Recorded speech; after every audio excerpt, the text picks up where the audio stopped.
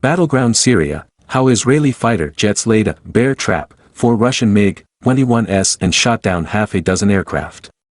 According to Russian news agency TASS, Rear Admiral Vadim Kulit, deputy chief of the Russian Center for Reconciliation of the Opposing Parties in Syria, claimed that Russian missile defense systems brought down 7 of 8 Israeli missiles launched at sites near Aleppo on July 19. It is believed Russia is supplying Syrian forces with more advanced anti-missile systems in a bid to help them counter Israeli raids. Half a century ago, the US and the erstwhile Soviet Union were locked in an ideological battle over the expanding influence of capitalism and communism.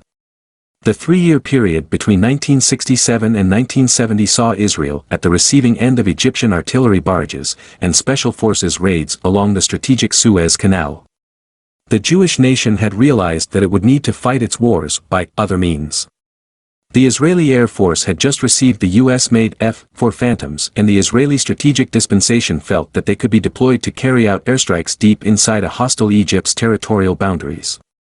Offensive air operations soon commenced, and while the Israeli flying aces were successful in downing a significant number of the Egyptian military aircraft, the Soviet SA-2 and SA-4 batteries intercepted and brought down numerous Israeli fighter jets. This threatened Israeli air ops along the Suez Canal. The Soviet SAMs proved to be a thorn in Israeli operations. However, it was only the beginning of the Jewish nation's problems.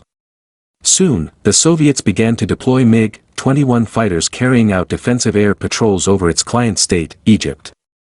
As is the case today in Syria, the Soviets and the Israelis were cautious as to not engage directly with one another. However, eventually over the course of aerial operations, the Soviets began intercepting Israeli airstrikes.